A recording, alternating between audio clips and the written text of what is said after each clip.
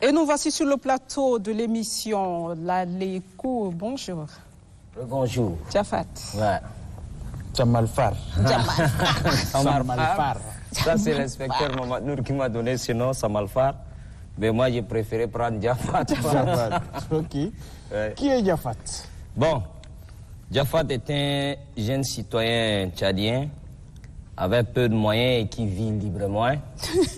Et qui est un artiste, comédien, humoriste, conteur et spécialiste en théâtre parce que je forme les réfugiés dans les frontières du Tchad, notamment à Gorée, Maro et Moïsala dans le projet 10 ans.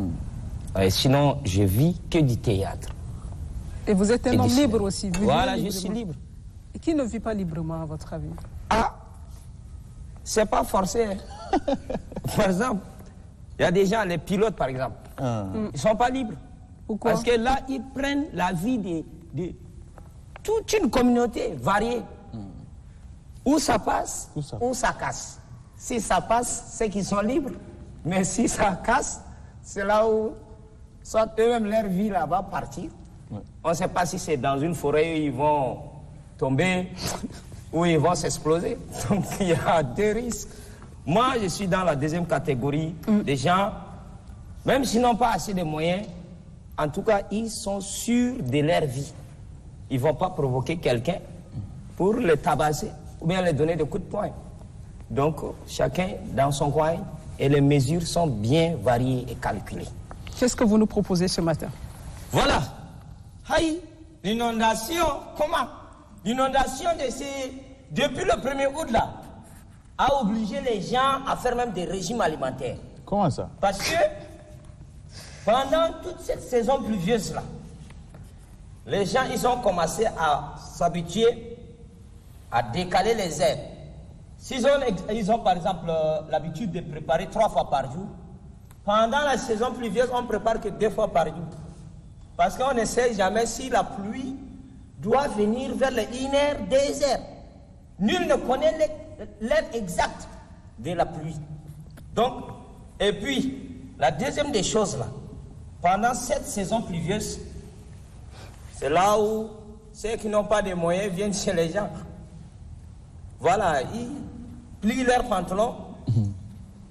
Ils savent que la pluie va les mouiller. Mais une fois arrivés chez la personne, ils auront un petit plat pour un peu prendre. Donc, certaines concessions là, quand tu viens sans prévenir, c'est écrit attention chien méchant. Alors qu'il n'y a même pas un chien à l'intérieur. Il n'y a même pas un chien. Parce que pendant la saison pluvieuse, surtout ceux qui n'ont pas de moyens, c'est grave. Hein? Il faut d'abord chercher à stocker soit le haricot, l'arachide, ou bien les fagots aussi. Parce que, tu vois, en pleine saison pluvieuse, quand tu chauffes ta nourriture avec le gaz, et ça finit net, il y a problème. Soit tu es obligé de manger ça à moitié cuit, soit tu es obligé de sortir dans la pluie. Donc, les précautions sont prises. Et surtout, le moment des voleurs a augmenté. On appelle ça chance inattendue. Tous les voleurs. Voilà. Les voleurs mènent leurs actions quand il pleut, hein, parce que là, les gens dorment. Donc, plus le son de la pluie augmente, et puis ils viennent faire leurs actions. Donc, il faut que les gens soient éveillés. Même si il pleut, en tout cas, il faut sortir pour contrôler ce qui est dans la cour de la maison. Sinon, c'est dangereux. Voilà. Ça, c'est les quelques petits discours que je viens de lancer. Ça, c'est par rapport aux inondations. Attention. Et puis, il y a certains quartiers là, tels qu'à Toukoura. Si tu es mince comme moi, là, tu ne peux pas aller là-bas. Pourquoi? Attention, ça demande des gens un peu gros, en forme, parce que la boue, là, quand tu mets un pied, il faut faire 5 minutes d'abord pour le retirer et mettre l'autre. Donc, c'est en même temps le moment du sport. Madi, c'est édifiant. Hein? C'est édifiant, oui. De toute façon, faut pas dormir, c'est hein, la question de l'heure. Hein. S'il pleut, surtout. Ne pas dormir, c'est compliqué. Voleurs, moi, je dors. Hein. Mais c'est une occasion. Ceux qui ont des tensions, là, de longtemps, ils ne sortent pas. Lorsqu'il pleut, ceux qui sont des pensionnaires ne sortent pas. Parce que dans certains quartiers, il y a ce qu'on appelle les glissades. Tu es en tapette ou bien avec des chaussures neuves. Voilà, lorsque la glissade te prend, tu vas tomber et les gens sont là pour t'applaudir encore au lieu de venir te soutenir. T'aider, te secourir, tu vois. Dès que tu tombes, ils disent ouais, il est tombé. Et ça énerve. Ça énerve. Mais en même temps, pour celui qui a la tension, de grâce, ne sortez pas, restez chez vous. Voilà, ou bien ceux qui ont l'arrêt cardiaque là, non, il ne faut pas qu'ils sortent. Et même les conducteurs là, excusez-moi du terme, je ne provoque pas, mais il y a ce qu'on appelle les chauffards. C'est-à-dire, ils sont soit chauffeurs sans permis, ou soit chauffeurs avec permis, mais ils n'appliquent pas les codes de la route.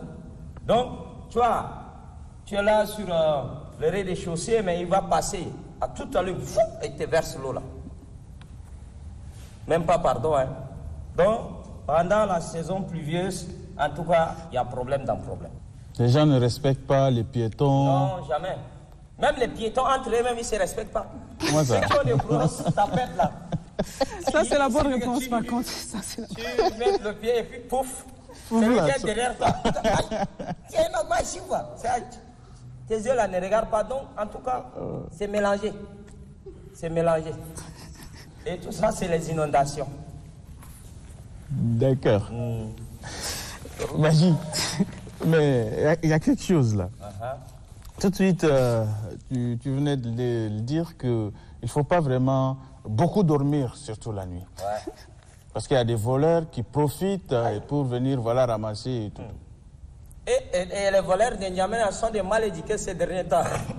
Excusez-moi. Ça veut dire qu'ils calculent les gens qui n'ont pas des... Comment on appelle les portes en fer. Ils viennent dans des maisons qui ne sont pas clôturées. Ça aussi, c'est leur action d'attaque. Hein.